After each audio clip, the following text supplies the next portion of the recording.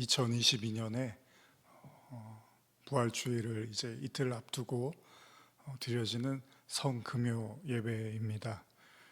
이 시간 우리 함께 예수 그리스도의 십자가를 묵상하며 또 그분의 생명과 구원, 그리고 희생과 헌신, 그리고 죽음과 부활, 이 모든 것들을 우리에게 가르치시고 결국은 영원한 하나님의 그 은혜와 생명으로 구원으로 우리를 이끌어 주셨습니다.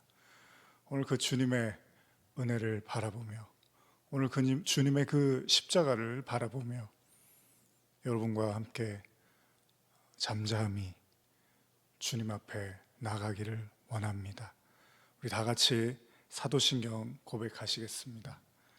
전능하사 천지를 만드신 하나님 아버지를 내가 믿사오며 그 외아들 우리 주 예수 그리스도를 믿사오니 이는 성령으로 잉태하사 동정녀 마리에게 나시고 본디오 빌라도에게 고난을 받으사 십자가에 못 박혀 죽으시고 장사한 지 사흘 만에 죽은 자 가운데서 다시 살아나시며 하늘에 오르사 전능하신 하나님 우편에 앉아 계시다가 저리로서 산자와 죽은 자를 심판하러 오시리라. 성령을 믿사오며 거룩한 공회와 성도와 서로 교통하는 것과 죄를 사하여 주시는 것과 몸이 다시 사는 것과 영원히 사는 것을 믿사옵나이다. 아멘. 하나님 아버지, 오늘 주님 앞에 십자가를 바라보며 진정 죽음과 부활의 의미를 되새겨보며 예배드리며 나가기를 원합니다. 우리의 모든 심령을 주께서 아시오니, 우리의 모든 생각을 주께서 아시오니, 우리의 모든 삶의 현실을 주께서 아시오니 주님, 우리를 받아 주시옵소서. 간절히 주님을 부르고 간절히 주님을 기다리는 영혼들에게 오늘 십자가와 부활의 그 능력이 임하는 귀한 또 이 예배, 그리고 다가오는 부활주일 예배 되게 하여 주시옵소서. 주님의 이름을 찬양하며 높여드리며 예수님의 이름으로 기도합니다. 아멘.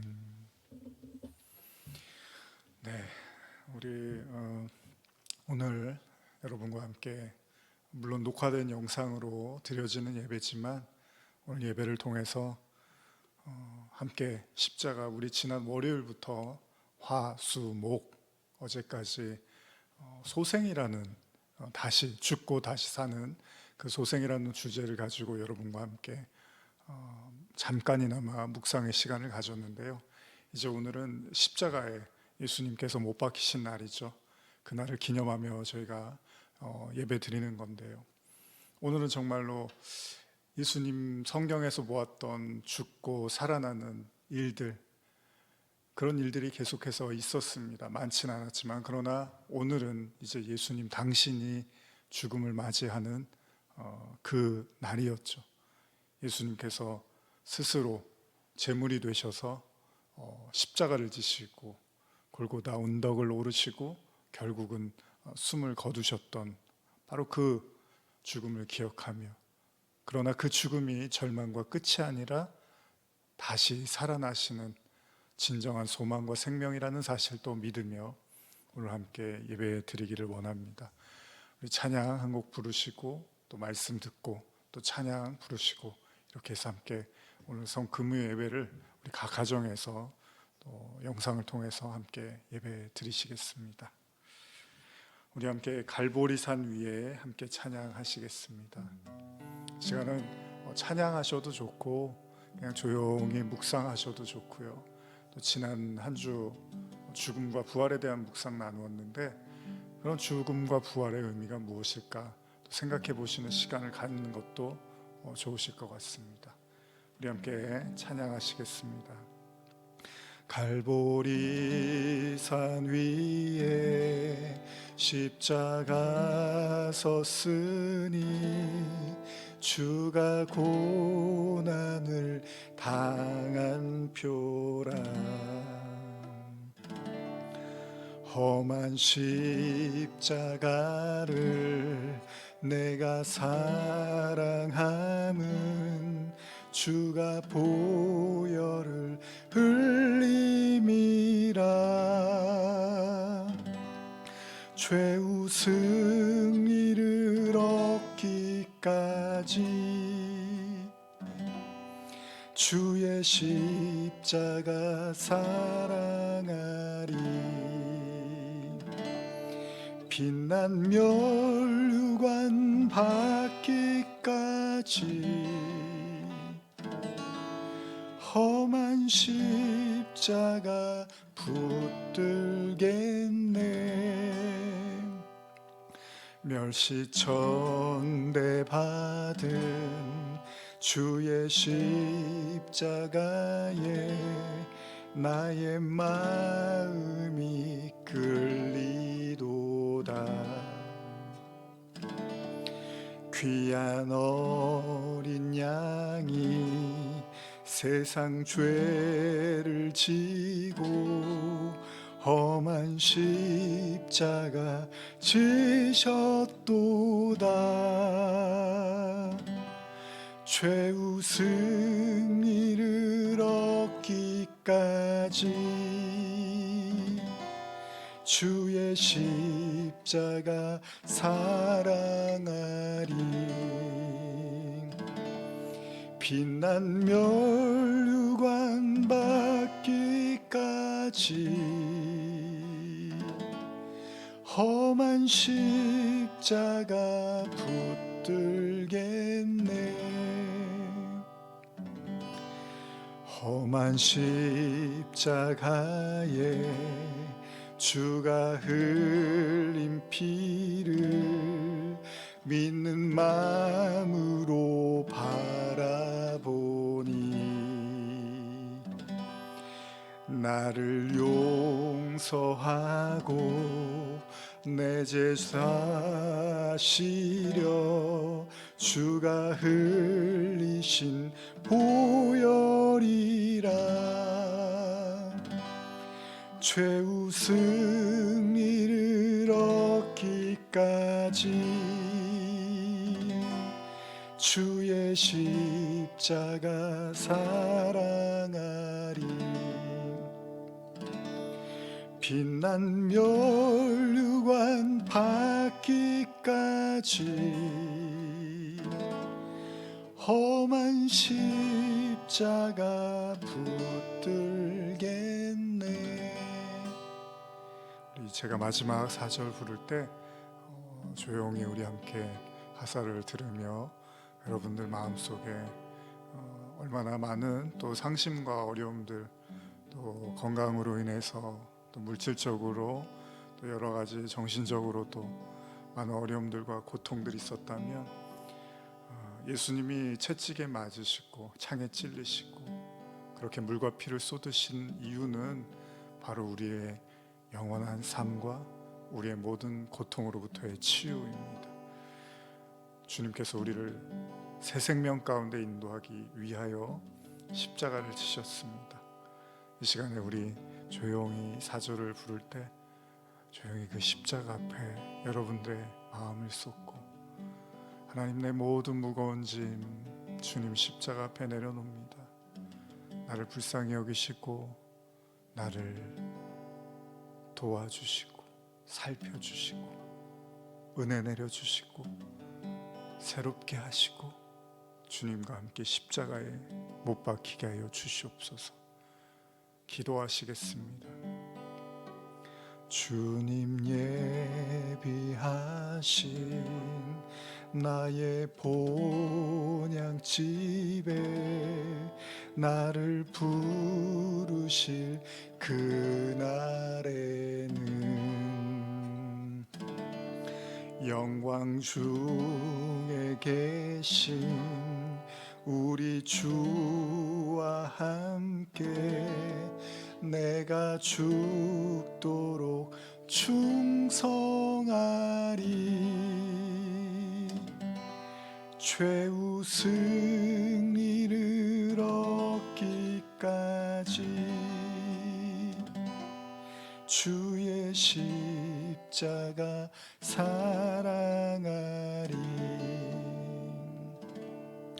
빛난 멸류관 받기까지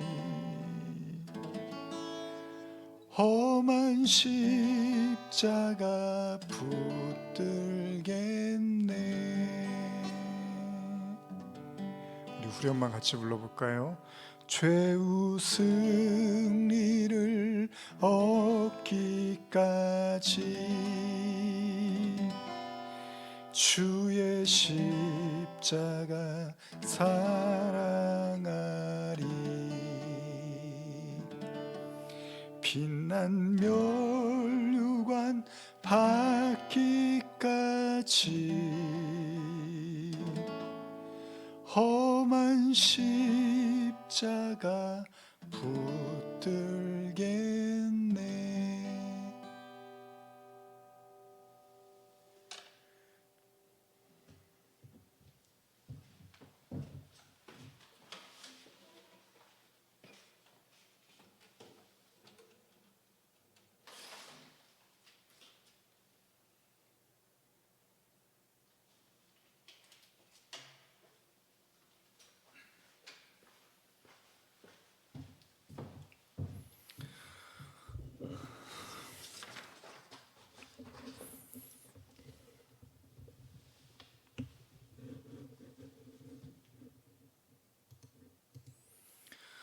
자, 오늘 성금요일을 맞이해서 함께 말씀 나누시겠습니다.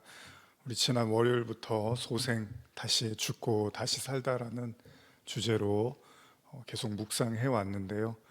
오늘은 이제 어떻게 보면 마지막 시간이 되겠죠. 물론 주일에 이제 또 저희가 나사로에 대한 말씀을 계속해서 나누겠지만요. 오늘은 누가복음 18장 31절에서 34절까지의 말씀을 함께 여러분과 나누고 싶습니다. 누가복음 18장 31절에서 34절까지입니다. 자, 우리 한번 같이 말씀 한번 읽어보겠습니다. 예수께서 12 제자를 데리고 이르시되 보라 우리가 예루살렘으로 올라가노니 선지자들을 통하여 기록된 모든 것이 인자에게 응하리라. 인자가 이방인들에게 넘겨져 희롱을 당하고 능욕을 당하고 침뱉음을 당하겠으며 그들은 채찍질하고 그를 죽일 것이나 그는 3일 만에 살아나리라 하시되 제자들은 이것을 하나도 깨닫지 못하였으니 그 말씀이 감추었으므로 그들이 이르신 바를 알지 못하였더라. 드디어 오늘은 예수님이 십자가를 지시고 죽으신 바로 성금요일을 예배를 함께 여러분과 드리고 있습니다. 벌써 2022년도 1월, 2월, 3월, 4월에 이르러 이제 부활주일을 앞두고 있습니다. 부활이라는 건 참 좋은 얘기죠. 다시 살아나는 것. 그리고 그냥 예수님이 부활하신 건 단순히 육체적인 죽음에서 다시 육체적으로 다시 살아난 그냥 그 정도의 이야기만은 아닙니다. 뭐 자주는 아니지만 어쩌다가 우리는 죽었다가 다시 살아난 사람들에 대한 이야기를 듣죠. 그러니까 성경에 나타난 그런 기적들이 가끔은 지금 우리가 사는 세상에서도 일어나기도 한다는 겁니다. 그렇기 때문에 예수님의 죽음과 부활은 단순하게 심정지가 왔다가 죽은 줄 알았는데 다시 살아났다, 그 정도의 수준의 이야기를 하는 것이 아니죠. 예수님의 부활은 이제 유한하고 하나님 앞에서 죽을 수밖에 없는 죄인이고 또 육신이라는 유한한 몸을 입은 인간이 이제 그리스도 하나님의 은혜를 힘입어서 영원히 살게 되는 그 능력을 덧입게 되는 거죠. 물론 예수님도 승천하시고 제자들도 모두 죽고 지금은 없습니다. 그러나 우리가 그들을 죽었다고 생각하지 않죠. 그들의 육신은 죽었지만 그들이 영원한 삶을 누리고 있다고 믿고 있는 거죠. 우리는 지난 시간에 고난 주간, 소생, 죽고 다시 살다라는 그런 주제를 통해서 도대체 죽음과 부활, 그것이 무엇일까? 왜냐하면 기독교 성경 최고의 가치가 바로 죽음과 부활이잖아요. 그래서 실제로 성경에 있는 그 죽음과 부활과 관련된 기적의 사건들을 찾아서 나누어 보았습니다. 우리는 월요일에 열왕기상 사르밧 여인의 그 아들, 죽었던 아들이 다시 살아나는 이야기를 나눴죠. 여기에서 여인은 자신의 아들이 죽자 엘리야에게 그런 말을 하죠. 왜 이 아들이 죽게 함으로써 내 죄를 떠올리게 합니까? 이런 나눔을 가졌었습니다. 화요일에 우리는 사도행전에 나타난 욥바의 그 다비다라는 여제자가 평소에 선행을 많이 했는데 이 여제자를 베드로가 주변의 이야기를 듣고 와서 살려내는 이야기를 나눴습니다. 아무래도 이 여인이 구제와 선행이 많다 보니까 주변 사람들의 많은 마음을 샀던 것 같아요. 그래서 여인이 죽자 사람들이 가까스로 베드로를 요청을 해서 정말 이런 기적을 맛보는 놀라운 말씀을 나눴습니다. 우리는 수요일에 또 사도행전에 나타난 바울이 그 강론 중에 말씀을 전하던 중에 그 말씀을 듣던 사람들 중에서 3층에 앉아있던 사람이 그만 졸다가 떨어져서 죽게 된 유두고라는 청년에 대한 말씀을 나누었죠. 바울이 그 청년을 다시 살려내고 강론을 이어가고 또 거기 모였던 사람들이 같이 떡을 떼면서 교제를 나눴다라고 어떻게 보면 훈훈하고 놀라운 이야기인데 그렇게 마무리를 하는 것도 보았습니다. 그리고 어제였죠. 목요일 마가복음에 나타난 예수님의 이제 기적 사건이죠. 예수님이 회당장 야이로라고 부르는 사람의 딸이 이제 죽었다는 소식을 듣고 예수님이 죽은 게 아니다, 잔다라고 이야기하시면서 그 딸을 살려내시는, 우리가 잘 아는 달리다굼, 그래서 손에요 일어나라 이렇게 해서 살리는 이야기를 나눴습니다. 그렇습니다. 성경에 아주 많지는 않지만 그래도 계속해서 죽음과 다시 살아나는 이 놀라운 기적에 대한 이야기들이 기록이 되어 있습니다. 그렇기 때문에 우리는 과연 죽었다가 다시 살아나는 소생이라고도 제가 표현을 했는데, 소생하다, 다시 살아나다, 이것이 도대체 우리에게 어떤 의미를 갖는 것일까라는 생각을 좀 해보고 싶었습니다. 다시 한번 말씀드리면 기독교 최고의 상징이기도 한 십자가와 부활, 그리고 십자가는 다른 말로 하면 뭐죠? 죽음을 의미하는 거잖아요. 그런데 그 죽음이 결국은 부활로 가는 죽음이니까 이 죽음과 부활은 기독교에서는 빼놓을 수 없는 가장 중요한 사건이잖아요. 그리고 오늘 우리는 성금요일을 보내면서 또 다른 죽음의 사건, 바로 다른 사람이 아니라 이제 예수님, 그분 자신의 죽음에 대한 이야기를 나누고 있습니다.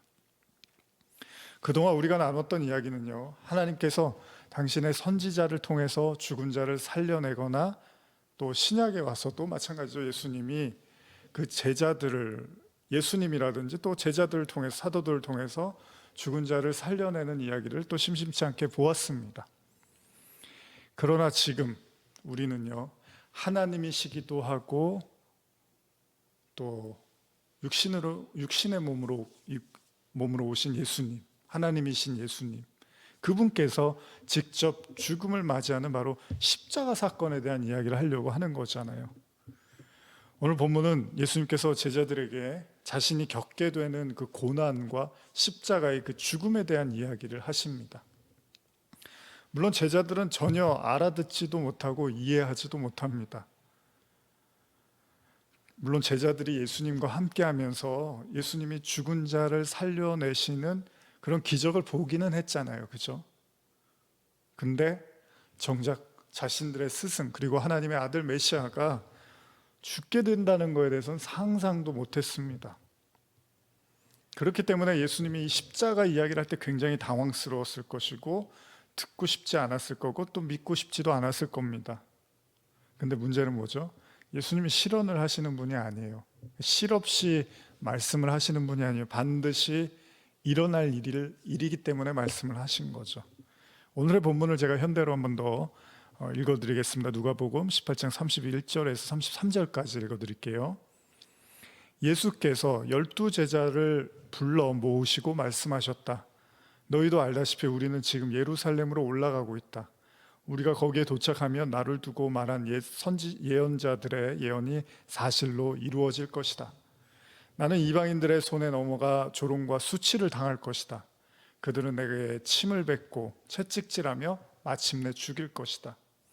그러나 사흘 만에 나는 다시 살아날 것이다.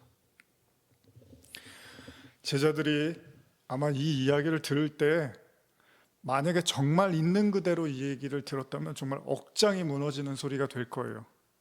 그래서 사실 베드로가 뜯어 말리잖아요. 절대로 십자가 못 지십니다. 그랬더니 예수님이 사탄아, 내 뒤로 물러가라, 이런 소리까지 듣게 되죠.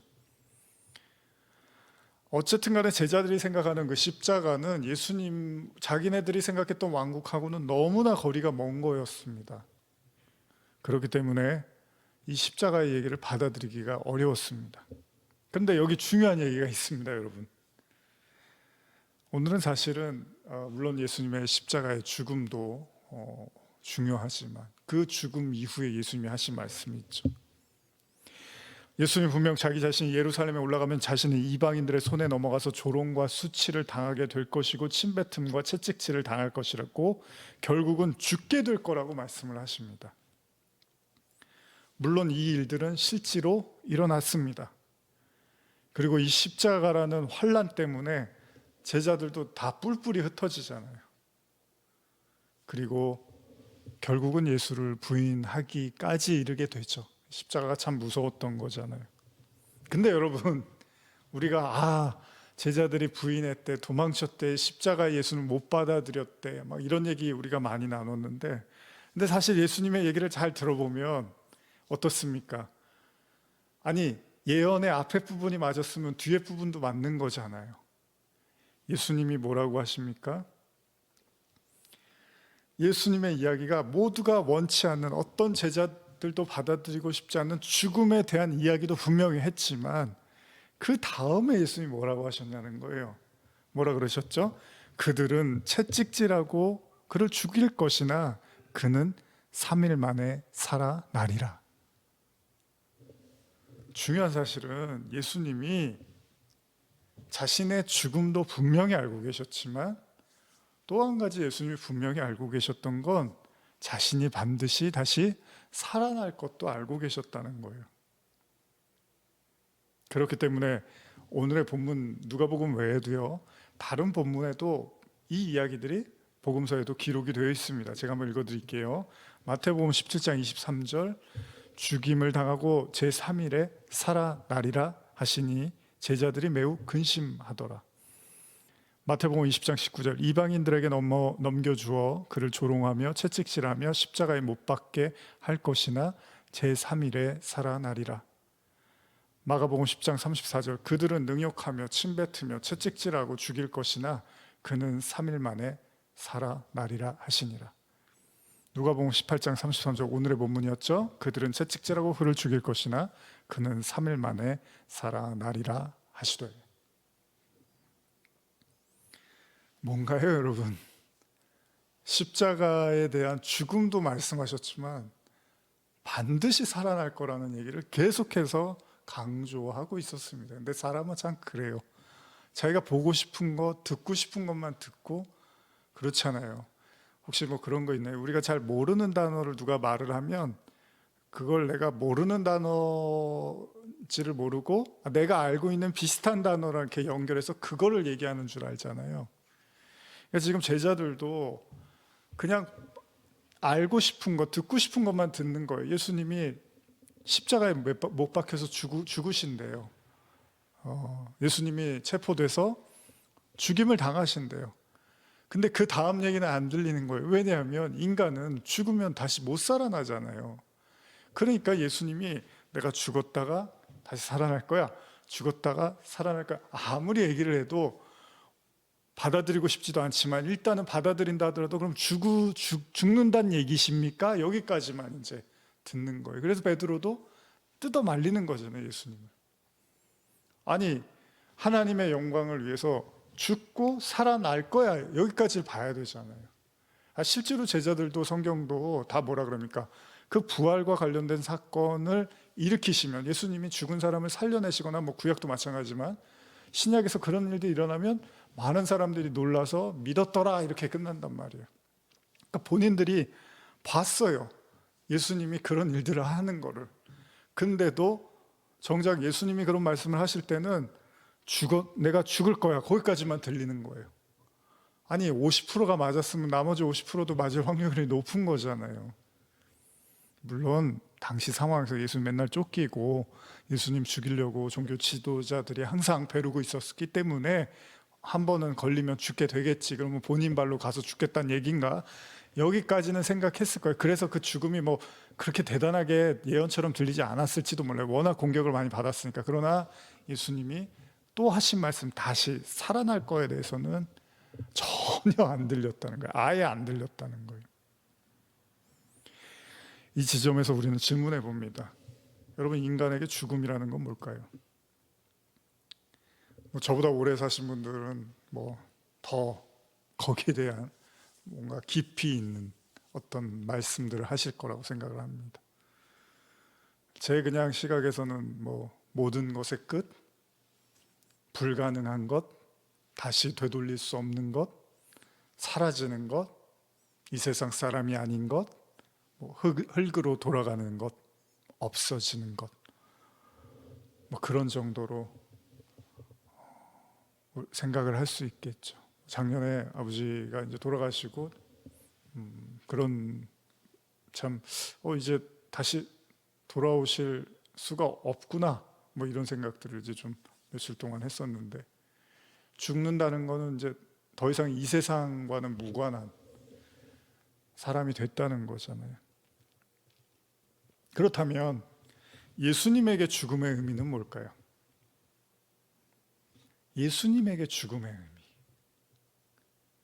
대표적인 예로요, 회당장 야이로의 딸, 우리가 어제였죠, 나눴던 그 달리다 굼으로 유명한 그 부활의 사건에서 예수님이 뭐라 그러죠? 저 소녀가 죽은 게 아니라 잔다, 이렇게 말씀을 하세요. 잔대요. 그렇습니다. 죽음이라는 게 뭘까요? 왜 하나님은 죽음과 부활이라는 걸 통해서 복음을 설명하신 걸까요? 물론 우리가 아는 것처럼 성경에 등장했던 그 죽음과 부활을 체험했던 사람들이 지금까지 살아있지는 않잖아요. 그렇죠? 만약에 그 사람들이 부활을 통해서 영원히 죽지 않는 것, 하나님의 의도가 자, 이렇게 죽었다가 살아난 사람들은 영원히 죽지 않아, 그러니까 너희들도 나를 믿으면 죽었다가 살아날 거야. 그렇다면 그 죽었다 살아난 사람들이 아직까지 살아있어야 되잖아요. 근데 또 그렇게 되면은 지금 그 이후에도 예수님 믿고 죽은 사람들 또 살아나서 막 다니면은 굉장히 혼란스러워지겠죠. 어쨌든 간에 지금은 없습니다. 그들이 죽었고 부활했습니다. 그런데 결국 또 죽었어요. 그러니까 육신적으로 이제 살아난 거예요. 죽었다가, 그렇죠? 신체적으로, 육신적으로 죽었다가 살아난 거예요. 그러나 그게 영원히 사는 건 아니고 여기서는 또 다시 생명이 다해서 죽었습니다. 그런 사람들의 입장으로 만약에 돌아가 본다면 죽음과 부활을 경험한 그들은 어떤 생각을 했을까요? 그들에게 죽음은 또 어떤 의미였을까요? 아마 여러분들도 완전히 죽었다가 살아나진 않았지만 한번 죽다 살아난 경험들 해보신 적들이 있을 겁니다. 이런저런 이유로. 그럼 그런 기억은 또 여러분들에게 어떻게 남아 있습니까? 저도 이렇게 떠올려 보면 그런 시간들이 있었던 것 같아요. 물론 그런 기억들은요, 어떤 삶의 충격으로 다가오기도 하고, 또 나아가 죽다 살아난 그 자신이 참 다행이다, 그리고 얼마나 내가 참 소중한 존재이구나, 뭐 이런 생각을 할 수도 있을 거예요. 근데 여러분, 예수님에게는 어땠을까요? 분명한 사실은 예수님도 내가 죽을 거라고 말씀하셨지만 분명한 사실은 예수님이 다시 살아날 것도 알고 계셨습니다. 그렇기 때문에 겟세마네 기도에서 예수님이 잔을 옮겨달라고 이렇게 하시잖아요, 하나님께. 그 의도가 우리가 다 알 수는 없지만 분명한 사실은 이 세상에 그 누구도 인정하지 못했을 그 부활, 예수님은 그 부활을 잘 알고 계셨던 거예요. 제자들한테도 그렇게 말씀을 하셨단 말이죠. 그러니까 예수님이 하나님한테 이 잔을 옮겨주세요라고 했던 건 단순히 뭐 십자가가 두렵고 부활을 믿지 못해서 그런 차원이 아닐 수도 있는 더 깊은 무언가가 있을 수 있겠죠. 어쨌든 예수님은 제자들에게 계속 말씀하셨습니다. 나는 죽을 거야. 그런데 살아날 거야. 계속 말씀하셨어요. 물론 예수님이 십자가의 그 고통과 그리고 그 죽음과 이 모든 것들에 대한 이 잔을 옮겨달라는 어떤 그냥 우리가 인간적으로 생각하는 그런 것 수도 있을지도 모르겠습니다. 그러나 사실 우리는 다 몰라요. 그 예수님의 기도의 저희를. 어쨌든 예수님은 분명히 자신이 살아날 거를 말씀하셨습니다. 그렇다면 어차피 살아날 예수님이라면 그분의 죽음과 그리고 부활한 다시 살게 된 거에 대해서 우리는 또 어떻게 이해해야 될까요? 다시 말하면 성경이 말하는 산다는 의미가 뭘까요? 산다는 의미. 예수님은 이미 본인이 다시 살 걸 아셨잖아요. 그러니까 그냥 하나의 어떻게 보면 그냥 죽고 난 살아날 거야. 물론 거기에는 상당한 예수님의 고통과 육신적인 어려움이 있었지만 결국 살아나셨단 말이에요. 근데 그 산다라는 의미가 뭘까? 진짜 멀리 갈 필요가 없습니다. 제가 가끔 나누는 요한복음 1장을 한번 다시 읽어보면 요한복음 1장 1절에서 4절인데요. 같이 읽어볼까요? 태초에 말씀이 계시니라. 이 말씀이 하나님과 함께 계셨으니 이 말씀은 곧 하나님이시라. 그가 태초에 하나님과 함께 계셨고 만물이 그로 말미암아 지은 바 되었으니 지은 것이 하나도 그가 없이는 된 것이 없느니라. 그 안에 생명이 있었으니 이 생명은 사람들의 빛이라. 여러분 들어보셨던 말씀이죠. 4절만 제가 현대로 보면 그분 안에 영원한 생명이 있고 이 생명은 모든 인류에게 빛을 주신다. 요한복음은 뭐라 그럽니까? 예수님 안에 생명이 있다 그러잖아요. 예수님이 또 말씀이래요. 하나님과 함께 하셨던 말씀이에요. 그 예수님이 성육신 하셨어요. 말씀이 육신이 돼서 오신 거죠. 그렇기 때문에 예수님 안에 생명이 있었어요. 그래서 예수님은 자신을 또 뭘로 표현합니까? 길이요, 진리요, 생명이라고 말씀을 하십니다. 그리고 빛이라고도 말씀하시죠. 내가 세상의 빛이야. 무슨 말입니까? 성경이 말하는 생명은 뭐라고요? 제가 옛날에 요한복음 강의 처음 시작할 때 자세하게 좀 나눴었는데 성경이 말하는 생명은 육신적인 생명과는 다른 겁니다.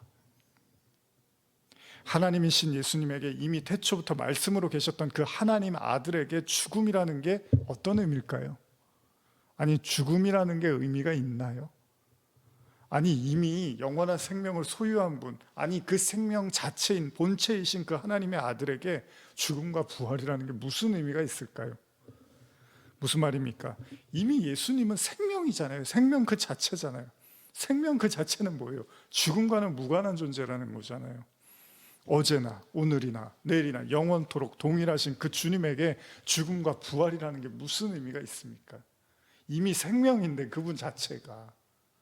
예수님이 육신으로 안 오실 때는 없었어요? 아니잖아요. 태초부터 말씀으로 계셨다며요. 그럼 예수님이 지금 죽으시고 부활하시고 승천해서 안 보이지만 예수님이 안 계시나요? 아니잖아요. 그리스도 우리 안에도 계시고 하나님 안에, 내가 너희 안에 너희가 내 안에 그렇게 말씀으로 존재하시는 거잖아요. 생명은 계속 존재하는 거잖아요. 이미 존재해왔고 또 육신으로 오셨고 또 영원한 생명으로도 또 존재해서 우리 안에 또 성령으로 그리스도의 영으로 존재하고 계신단 말이에요.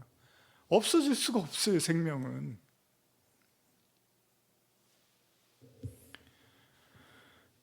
그래서 로마서에서 뭐라 그럽니까? 그가 이 땅에서 당한 모든 고난과 죽음은 사실은 그야말로 이 육신, 우리가 입고 있는 이 육신을 입고 왔기 때문에 가능한 거잖아요. 로마서 8장 3절 4절 한번 읽어볼게요. 율법이 육신으로 말미암아 열악하여 할 수 없는 그것을 하나님은 하시나니 곧 죄로 말미암아 자기 아들을 죄 있는 육신의 모양으로 보내어 육신의 죄를 정하사. 죄 있는 육신의 모양, 죄 있는 육신의 모양, 이 육신 자체가 죄 있는 모양이래요.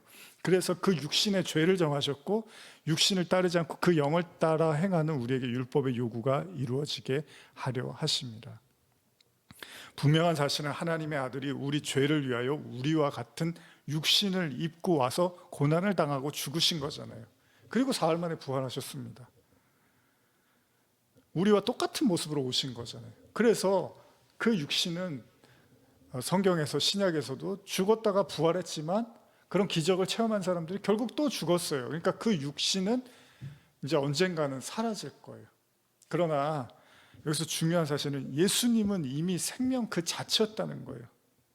왜냐하면 당신이 하나님이셨고 바로 생명 그 자체였기 때문에 예수님의 십자가 당시에 아무도 그의 부활을 믿지 않았던 거잖아요. 그렇게 3년을 따라다니며 가르침 받았던 제자들도 믿지 않았습니다. 그렇습니다. 그 누구도 믿지를 못했어요. 왜? 육신이라는 건 한계가 있으니까.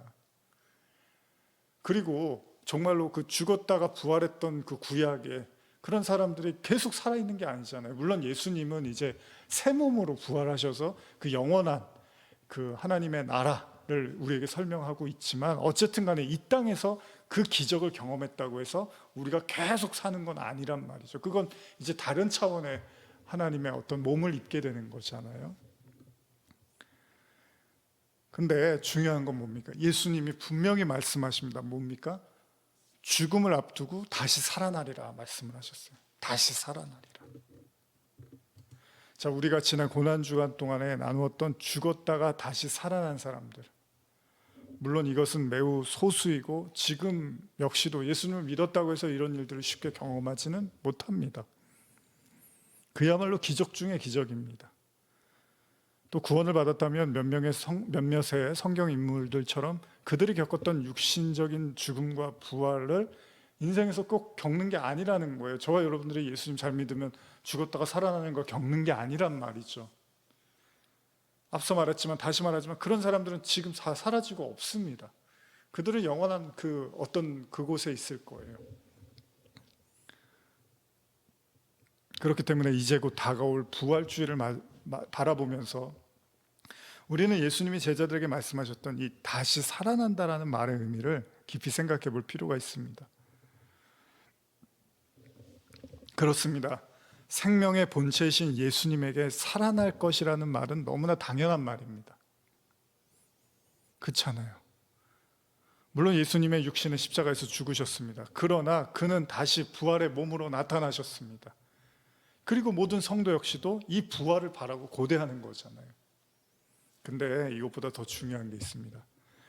물론 우리도 결국 마지막 날 죽고 또 다시 살아나겠죠. 하나님이 어떤 새로운 몸을 주시고 예수님이 그랬던 것처럼 우리에게도 그 은혜를 베풀어 주시겠죠. 그러나 오늘 살아가는 우리에게 또 이 부활주의를 앞두고 또 예수님의 십자가의 그 성금요 예배를 드리면서 우리가 꼭 생각해야 될 것이 있습니다. 그게 뭡니까, 여러분? 저와 여러분들이 예수님을 믿는다는 거, 그러니까 예수님은 어떤 분이죠? 생명이에요, 생명. 생명은요, 죽음과는 무관한 겁니다. 예수님, 하나님의 아들은 죽을 수가 없어요. 그 자체가 이미 생명이고 영원한 존재란 말이죠. 근데 단지 육신을 입고 오셔서 하나님이 그 육신을 통해서 무언가를 우리에게 예수님을 통해서 보여주시고 설명하시고 사랑의 표현으로 십자가와 부활을 제사로서도 하셨는데, 그러나 예수님은 영원한 생명이십니다. 영원한 떡이십니다. 그 얘기는 뭡니까? 저와 여러분들이 진짜로 믿음으로 예수 그리스도를 마음으로 영접하면 그 자체가 생명이 없었던 우리가 살아난 거잖아요. 저와 여러분들이 하나님을 몰랐을 때, 그리스도를 믿지 않았을 때는 이미 그걸 성경은 살아있다고 하지 않아요. 이 목숨을 살아있다고 하지 않습니다. 성경이 말하는 생명은 오로지 하나님이십니다. 그냥 하나님밖에 못 주는 겁니다. 그것이 바로 예수님을 통해서 이 땅에 오신 거잖아요. 그분은 그냥 생명이에요. 그분이 생명이에요. 근데 아까 요한복음에 보면 그 생명을 마음의 빛으로 가지고 있는 자들이 그게 산자란 말이에요. 그러면 꼭 우리가 죽었다가 살아나는 그런 기적을 경험하지 않는다 하더라도요, 이미 저와 여러분들이 우리 안에 예수 그리스도를 진정으로 생명으로 모시고 있으면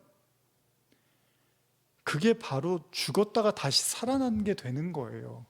꼭 우리가 죽었다가 살아나는 경험을 하지 않아도 여러분과 제 안에 예수라는 생명을 모시고 있으면 그 사람은 산자가 되는 거예요. 그게 살은 거예요. 성경에서 뭐라고 합니까? 나는 죽은 자의 하나님이 아니라 산자의 하나님, 그러면서 아브라함의 하나님, 이삭의 하나님, 그리고 야곱의 하나님, 이렇게 얘기를 하는 게 그 믿음 가진 사람들을 살았다고 하는 거예요. 그게 살아난 거예요. 그게 죽었는데. 이 지금 드리는 이 설교를 너무 단순하게만 생각하시면 안 됩니다. 당연한 거지. 뭐 예수님 안 믿다가 믿었으니까 우리가 산 거지. 맞아요. 맞는데 예수님은 생명 자체이셨잖아요. 근데 그분을 우리가 믿음으로 우리 안에 모셨다면 예수님은 생명 자체이셨는데 어떻습니까? 고난도 당하셨다는 거예요. 조롱과 무시, 핍박, 심지어는 죽음도 당하셨습니다. 예수님이 생명 자체였다고 해서 이 땅에 오셔서 아무 일도 일어나지 않고 아무런 공격과 어려움을 받지 않으신 게 아니라 예수님의 그 생명이 계속 도전을 받았어요. 공격을 받고. 심지어는 정말 침뱉음과 뭐 창에 찔리시고 따귀를 맞고 침뱉음을 당하고 이러다가 결국은 십자가에 못 박혀서 죽음까지 당하셨습니다. 그렇죠? 도전을 받았어요. 계속해서. 근데 결과가 어떻습니까? 그 죽음이라는 게 이 땅에 있는 그 어둠과 그 사망과 고통과 환난과 죽음이라는 것이 예수님을 삼키려고 했는데 어떻게 하죠? 예수님에게도 그 죽음이 찾아왔는데 그가 가진 생명이 그 죽음을 깨버리고 다시금 생명력을 발휘하더라는 거예요. 그걸 부활이라고 하는 거잖아요, 우리가. 그러니까 못 죽이는 거예요, 예수님을 결국은. 다시 말하면 생명을 소유했다고 해서 예수님을 보는 것, 예수님을 통해서 우리가 아는 것처럼 생명을 소유했다고 해서 고난과 아픔과 가난과 질병, 심지어는 죽음이 오지 않는다는 것이 아니라는 겁니다.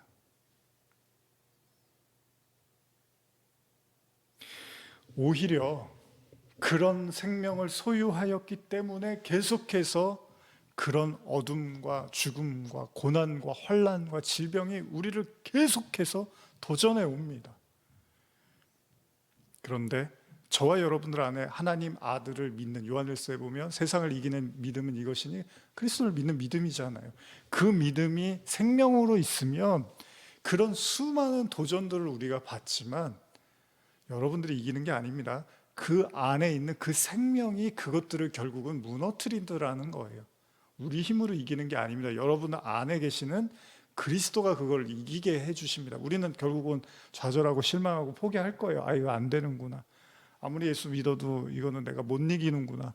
아무리 예수 믿어도 나는 어떻게 할 수가 없구나. 이런다 하더라도 여러분들 안에 생명의 씨, 그 하늘의 씨, 그 예수 그리스도의 생명이 있으면 결국은 죽음과 같은 어려움 속에서도 그게 이겨내더라는 거예요. 계속해서. 죽음이 생명을 못 삼키는 거예요. 예수님은 이 땅에서, 생명이신 예수님은 이 땅에서 육신으로 그걸 증명해내신 거예요. 어떤 세력도 그 생명을 꺾지 못한다는 거예요. 여러분들이 어떤 처지와 상황에 있더라도요, 여러분들 안에 하나님 아들을 믿는 믿음이 있다면 여러분들은 이미 사실은 죽음과 무관한 자라는 거예요. 영원한 생명을 소유한 자들, 그야말로 다시 살아난 자들이라는 거예요.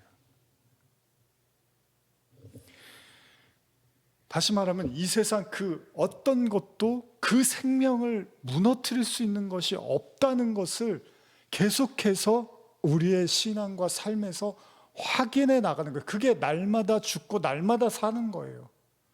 바울이 말하죠. 내가 단언컨대 내가 말하는데 나는 날마다 죽노라.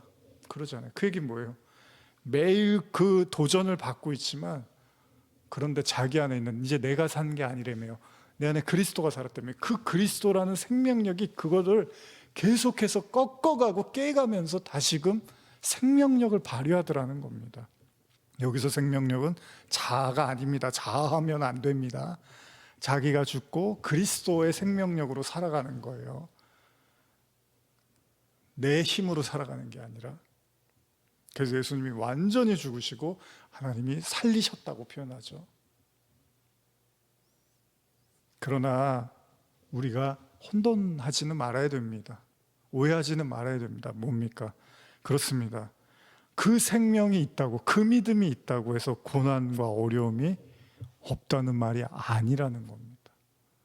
그게 예수님이 우리에게 보여주신 삶이었잖아요. 당신이 하나님의 아들이고 생명 그 자체인데, 빛이신데 계속해서 도전을 받잖아요. 근데 도전을 받는 이유가 뭡니까? 못 꺾는다는 걸 보여주려고. 어떻게 해도 그 생명을 깰 수가 없다는 걸 보여주려고요. 그래서 성도의 현실은 그렇습니다. 제가 원고에는 적어오지 않았지만 생각나는 구절이 있어서 잠깐 여러분과 읽고 싶은데요.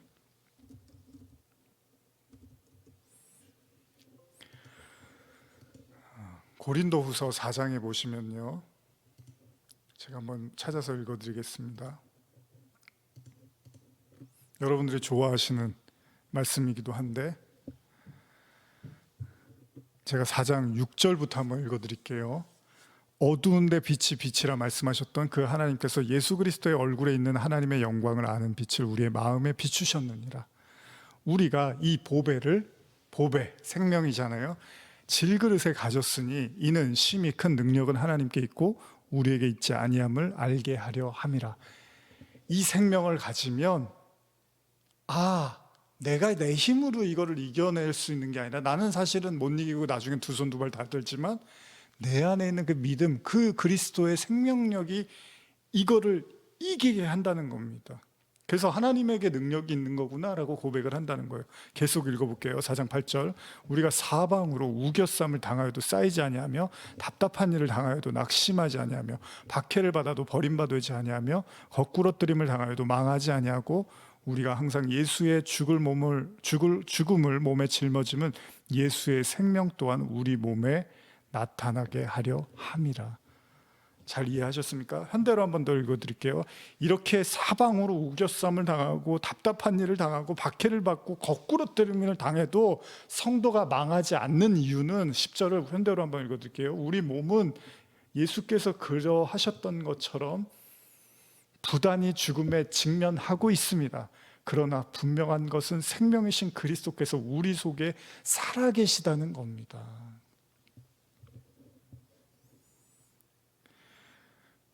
그래서 16절에 이런 말이 있죠. 그러므로 우리가 낙심하지 아니하노니 우리의 겉사람은 낡아지나 우리의 속사람은 날로 새로워지도다.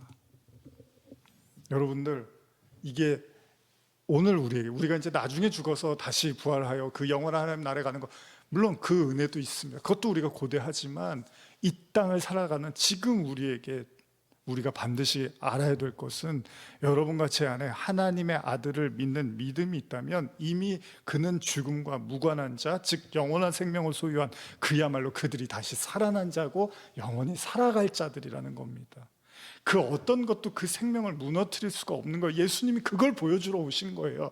안 돼. 아무리 공격해봐, 죽여봐, 안 죽어. 결국 살아나는 거야. 하나님의 사람은 그렇게 살아나게 돼 있는 거야 라는 걸 계속 예수님이 보여주는 거예요. 그래서 예수님이 그 고난과 고통과 아픔과 그 모든 괴로움을 다 겪으셨음에도 불구하고 결국은 죽음을 깨트리시고 부활해 버리시는 겁니다. 이건 고난이 없고 어려움이 없다는 그런 유치한 이야기가 아닙니다. 신앙이 좋고 은혜를 받으면 어려움이 없는 게 아닙니다. 오히려 더 많은 어려움이 찾아올 수 있어요. 바울이 얼마나 힘들어했습니까? 오죽했으면 내가 너무나 살 소망까지 끊어졌다고 말을 할 정도로 그가 복음을 전하면서 당했던 그 아시아에서 당한 환난, 그래서 심한 고난을 받아서 살 소망까지 끊어져서 그냥 이제 다 죽는구나라고 생각했는데 나중에 또 하나님이 살려내시더라는 걸 고백을 하잖아요. 그때 뭐라 그럽니까? 나를 의지하지 말고 하나님을 의지하라는 뜻이었다라고 고백을 하잖아요. 속지 말아야 될 건, 고난과 시련이 찾아올 때요, 여러분들 안에 있는 그리스도의 생명을 무시하지 말라는 거예요. 여러분과 제가 주님의 그 생명을 빛으로, 생명으로 소유했다면, 하나님의 아들을 믿는 믿음이 우리 안에 있다면 그들은 다시 살아날 거라는 거예요. 마지막 그 죽음의 그 순간에도 다시 살아나겠지만, 이 세상을 살아가는 바울의 고백처럼 날마다 죽을 수밖에 없는 그 어려움과 고통의 질병의 현장 속에서도 또다시 살아날 거라는 거예요. 이것이 안 아프고 아무런 문제 없고 경제적으로 부유해지고 이런 얘기를 하는 게 아니라, 여러분과 저는 그 고통 속에서 여전히 신실하게 살아있는 하나님을 만나게 될 거라는 거예요. 여러분 내면에서. 이 땅을 살아가면서 우리 앞에 찾아오는 수많은 도전과 위기 속에서 성도는 1000번이고 10,000번이고 다시 살아날 겁니다. 이건 제 얘기가 아니라 바로 생명의 본체이신 주님이 제자들에게 하셨던 말씀입니다. 내가 죽을 거지만 결국은 다시 살아날 것이다. 오늘 여러분들은 반쪽짜리 복음만 듣고 계십니까? 십자가에서 죽는다고요? 그게 무슨 복음이에요? 그게 무슨 기쁨이에요? 그게 무슨 행복이에요? 아니요. 그 다음 복음을 들으십시오. 그리고 다시 살아나리라. 요한복음 11장 25절 26절 읽고 마치겠습니다. 같이 한번 읽어볼까요? 시작. 예수께서 이르시되 나는 부활이요 생명이니 나를 믿는 자는 죽어도 살겠고 무릇 살아서 나를 믿는 자는 영원히 죽지 아니하리니 이것을 내가 믿느냐.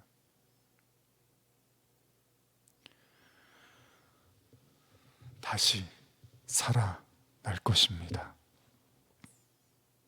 아니, 여러분들이 원하고 바라는 대로 되지 않는다 하더라도 여러분들 안에 그리스도가 숨쉬고 있다는 사실을 통하여 그 끈질기고 강렬하고 영원한 생명력을 우리의 삶 전체에서 발견하게 될 것입니다.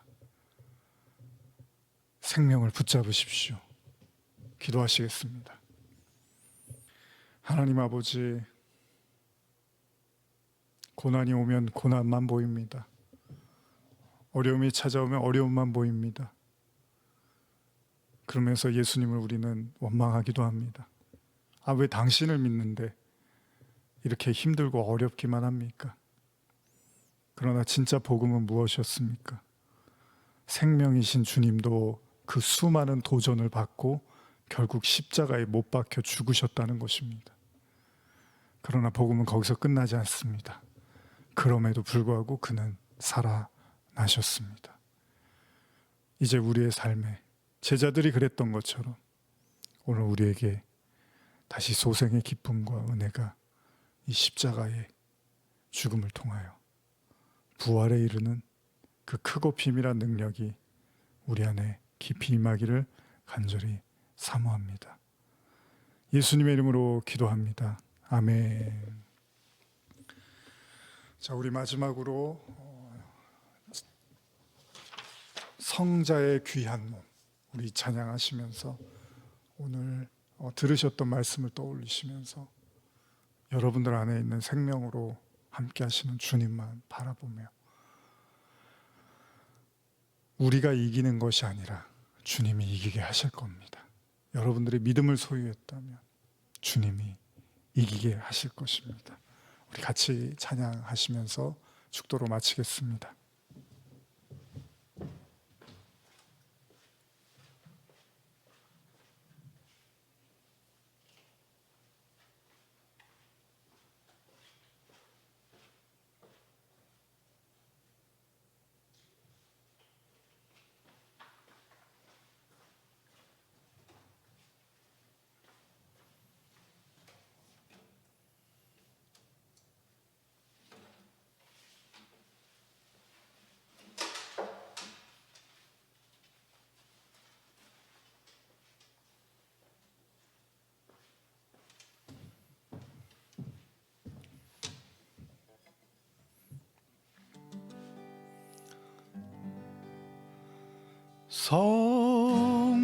성자의 귀한 몸 날 위하여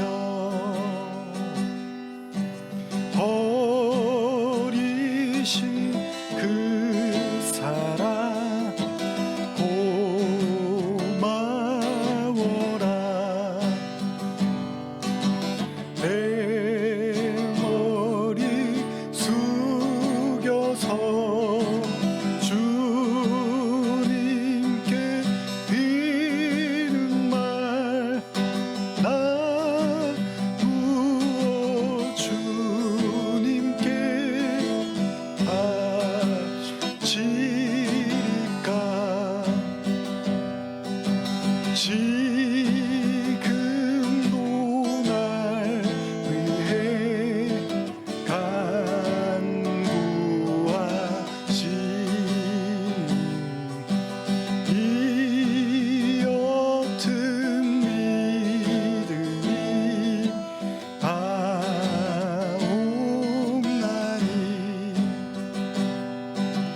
주님의 참 사랑 고맙고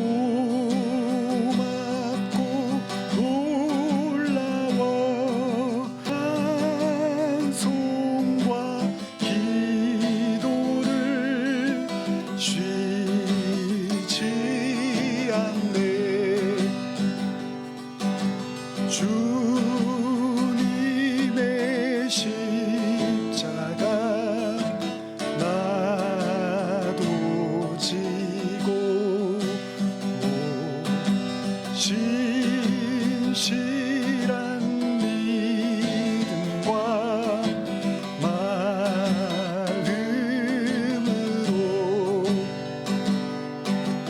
형제의 사랑과 친절한 위로를 위게나 베풀게 하옵소서.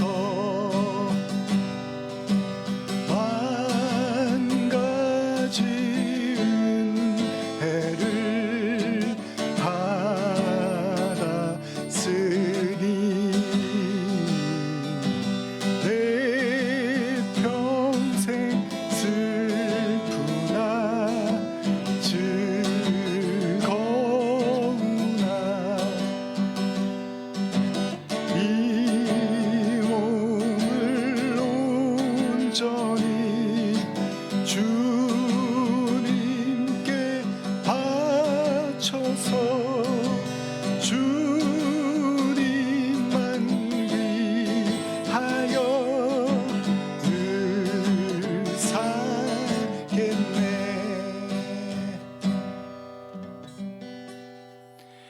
만 가지 은혜를 받았으니 내 평생 슬프나 즐거우나 이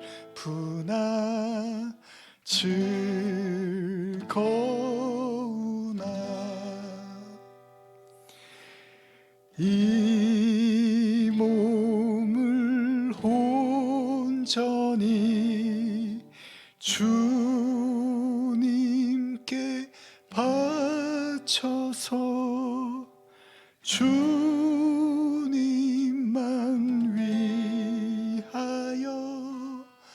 늘 살겠네.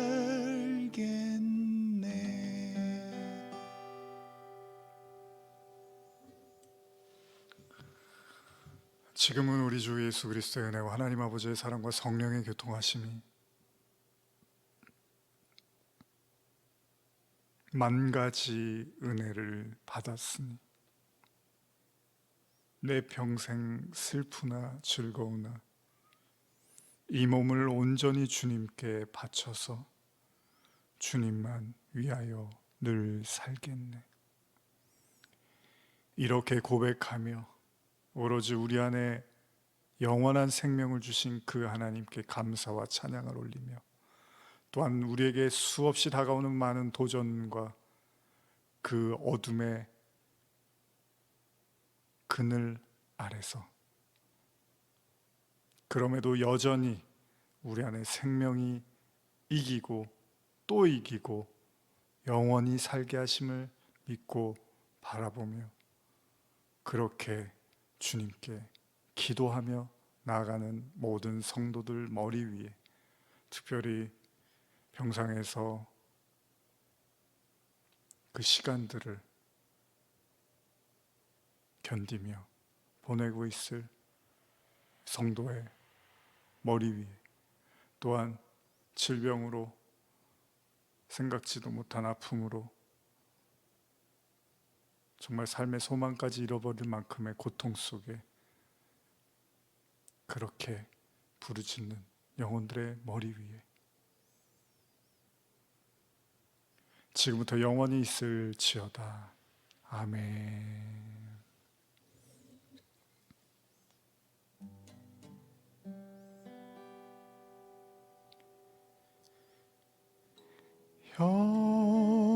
형제의 사랑과 친절한 위로를 네게나 베풀게 하옵소서.